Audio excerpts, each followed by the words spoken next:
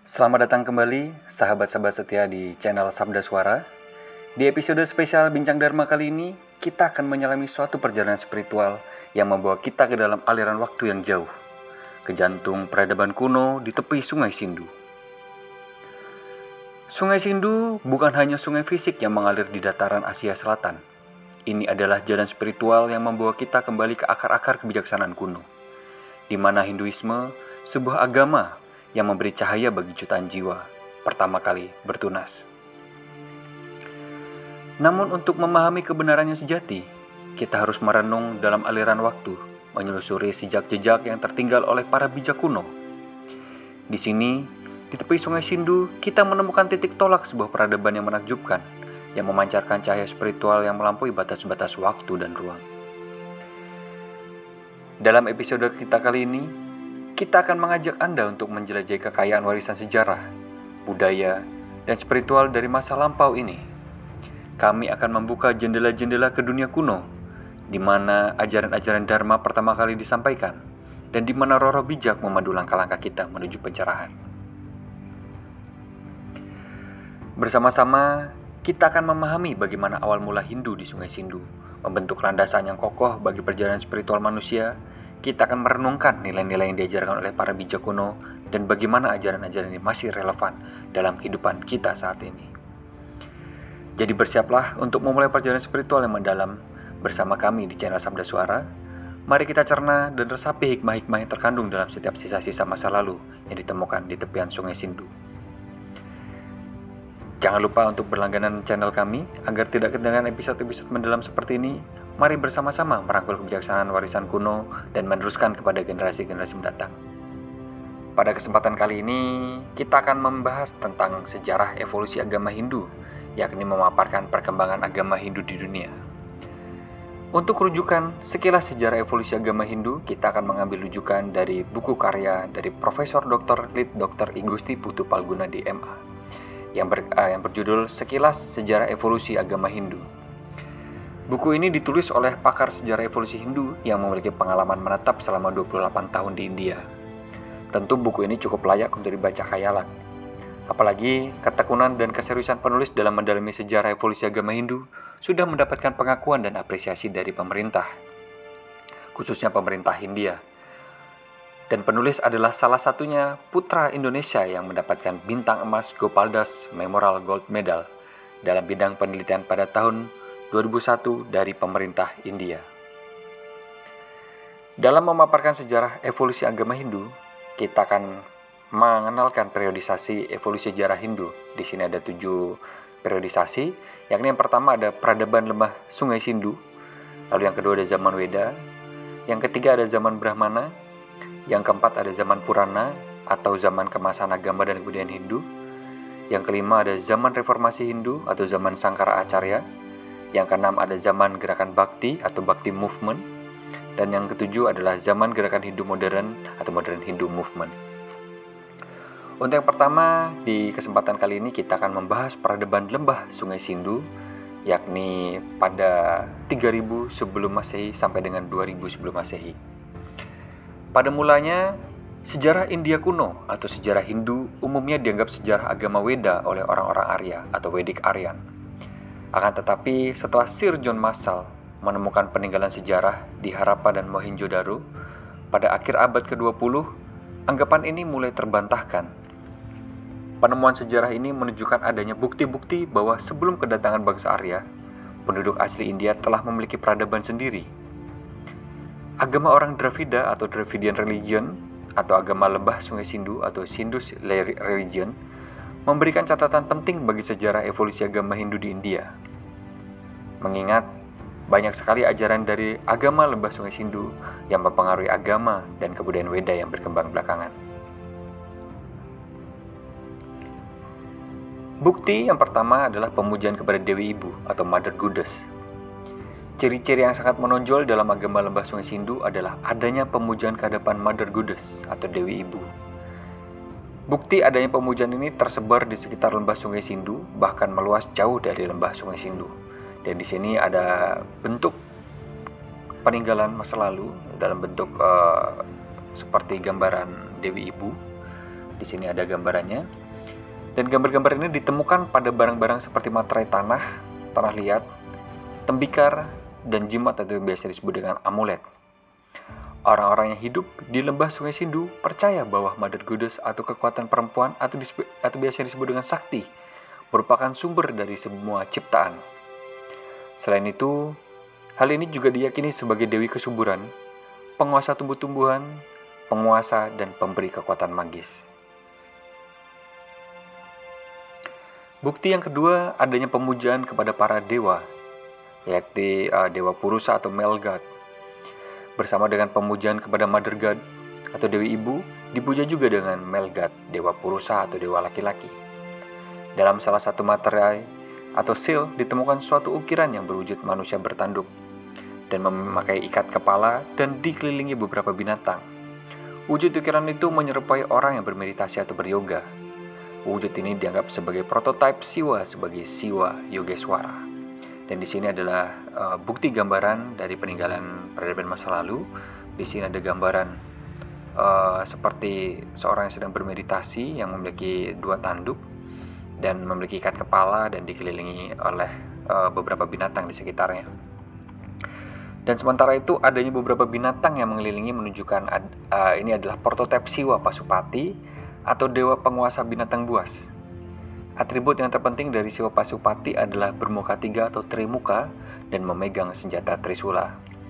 Wujud orang bermeditasi yang ditemukan di lembah Sungai Sindu sangat sesuai dengan sebutan Siwa Mahayogi atau Siwa Yogiswara dalam agama Hindu. Dan di sini ada penelitian yang membahas bahwa jika kita perhatikan secara saksama, ukiran tersebut memiliki bentuk ada trimuka atau tiga wajah. Ya, di situ diperjelas kembali dengan tambahan garis. Kemudian sebagai Pasupati dapat dijelaskan bahwa dengan adanya binatang-binatang di sekitarnya, perwujudan dewa laki-laki atau dewa Purusa sebagai Pasupati juga dapat dilihat dari dua buah tanduk dan jata yang mengingatkan dengan konsepsi Trisula, eksistensi yang serupa dengan dewa Pasupati atau Siwa, kemudian diperkuat dengan bukti ditemukan sebuah batu yang menyerupai lingga. Di sini ada gambaran kembali diperjelas dalam bentuk seal atau materai tanah liat. Di sini bisa kita lihat gambarannya. Dan yang ketiga, bukti yang ketiga adalah pemujaan lingga atau Ithipalalism. Pemujaan lingga merupakan penemuan penting dari kebudayaan lembah Sungai Sindu. Kepercayaan ini dipandang lebih primitif daripada pemujaan patung atau iconic worship. Bukti adanya pemujaan lingga ini ditandai dengan penemuan batu berbentuk phallus atau alat kelamin laki-laki yang berbentuk kerucut atau conical dalam silinder. Dan di sini adalah gambaran prototipe dari pembentukan lingga yang masa kuno, yang mungkin ini adalah bentuk dasar dari pembentukan lingga yang sudah kita lihat di zaman kita saat ini, dan ini dipercaya adalah sebagai Siwa Lingga di peradaban masa lalu. Wujud lingga ini banyak dipuja oleh umat Hindu sampai sekarang. Penemuan ini mendukung pernyataan bahwa bibit-bibit pemujaan kepada Siwa sudah ditemukan dalam peradaban lembah Sungai Sindu. Dan ini adalah lingga yang ditemukan di daerah Harappa dan di Kalibangan. Untuk di kanan, di Kalibangan ini bentuk prototipenya sudah hampir menyerupai lingga di zaman modern kali ini. Bukti yang keempat adalah pemujaan kepada pohon dan binatang. Selain ditemukan tanda-tanda adanya pemujaan kepada Mother Goddess dan Male God sebagai prototipe pemujaan Siwa dan Sakti dalam agama Hindu, juga ditemukan simbol-simbol pemujaan yang menyerupai kepercayaan animisme. Antara lain simbol pemujaan kepada batu, pohon-pohon, dan binatang. Mereka percaya semua itu merupakan tempat dari roh halus yang baik maupun buruk. Dan di sini ada gambaran materai seal yang bukti peradaban masa lalu adalah bentuk seperti pohon yang menyerupai pepohonan atau bentuk-bentuk hewan. Di sini mereka percaya semua itu merupakan tempat dari roh halus yang baik maupun buruk. Pemujaan ini ditandai kepada pohon dengan ditemukannya bukti berupa gambar-gambar pohon bersama-sama dengan wujud manusia dengan atribut-atributnya. Ada beberapa pohon yang dituliskan dalam sebuah material seal antara lain pohon pipal, beringin, dan akasia. Sementara itu, Tanda-tanda adanya pemujaan kepada binatang ditandai adanya gambar-gambar binatang seperti ular, lembu, harimau, kerbau, badak, gajah, dan binatang aneh bertanduk satu atau unicorn. Ini dapat dipahami karena binatang-binatang yang dipuja oleh orang-orang di lembah Sungai Sindu ini memiliki keserupaan dengan wahana dewa-dewa yang dipuja dalam kesusastraan Weda berikutnya. Seperti misalnya lembu sebagai wahana Dewa Siwa dan harimau sebagai wahana Dewi Durga. Dan ini ada beberapa bukti material seal atau materai seal di masa lalu. Bentuk-bentuknya sudah banyak merupai hewan-hewan, gajah, kerbau, lembu, dan ada manusia yang di sekelilingnya, ada hewan maupun tumbuhan. Bukti yang kelima adalah pemujaan patung atau arca atau iconism. Pemujaan kepada patung merupakan salah satu yang terpenting dalam kebudayaan lembah Sungai Sindu yang tidak dikenal dalam agama Weda. Bukti adanya pemujaan ini ditandai dengan ditemukannya sebuah patung yang menyerupai seorang yogi dengan ciri-ciri mata memicing melihat ujung hidung. Boleh jadi patung ini merupakan perwujudan prototipe atau bentuk dasar dari Siwa Yogiswara, seperti juga ditemukan dalam gambar materai-materai lainnya. Dan bukti yang keenam adalah upacara kurban. Dalam sebuah materai atau seal yang ditemukan di Harappa, terdapat lukisan seorang laki-laki mengangkat sabit atau celurit, dan di depannya duduk seorang perempuan dalam sikap menyembah.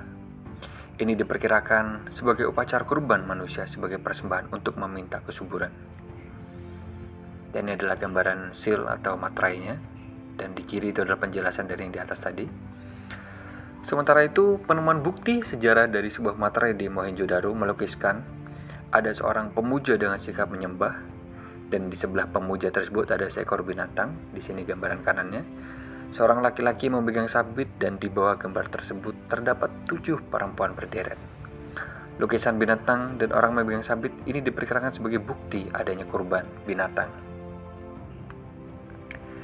Bukti lainnya adalah ditemukannya arkeologis lainnya, yakni adanya upacara dengan menggunakan dipa.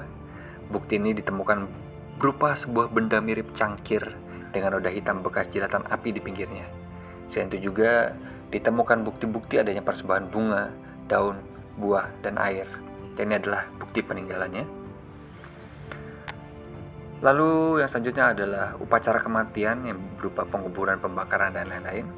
Ada 3 sistem upacara kematian, yaitu penguburan, penjemuran, dan pembakaran mayat yang abu sisa pembakarannya dibuang ke sungai. Upacara persembahan dan adat ini nantinya akan berperan penting dalam sejarah evolusi agama Hindu di India pada zaman-zaman berikutnya. Dan ini adalah bukti peninggalan di masa lalu. Di situ ada ditemukan makam, di mana yang kiri dan kanan adalah pemakaman peradaban di masa lalu, dan ada beberapa tembikar atau bentuk-bentuk vas yang ditinggal bersama makam di dalamnya. Kesimpulan dari pemaparan kali ini adalah agama lembah Sungai Sindu menunjukkan adanya bentuk religi awal pada zaman India kuno. Kepercayaan lembah Sungai Sindu memiliki kesamaan dengan kepercayaan dalam agama Hindu. Dengan demikian dapat disimpulkan bahwa prototipe atau bentuk dasar pemujaan kepada Siwa dan Sakti, lingga, pohon, binatang, upacara kurban, dan upacara persembahan lainnya sudah lama dipraktikkan oleh masyarakat di lembah Sungai Sindu, jauh sebelum kedatangan orang-orang Arya ke India. Dengan mengetahui hal ini, maka semakin jelas bahwa perkembangan agama dan kebudayaan Hindu sekarang ini bukanlah semata-mata warisan dari peradaban bangsa Arya atau agama Weda atau Vedic religion. Akan tetapi, merupakan perpaduan dari berbagai kebudayaan, dan sumbangan peradaban lembah Sungai Sindu harus diakui sebagai faktor yang sangat penting. Baik, terima kasih. Ini adalah episode pertama kita, yakni tentang episode sejarah evolusi Hindu. Yang pertama dimulai dari perairan atau pesisir Sungai Sindu. Terima kasih sudah menyaksikan. Rahayu Santi, Om Santi, Santi, Santi Om. Sampai jumpa di episode Bincang Dharma ke depan di channel Sabda Suara.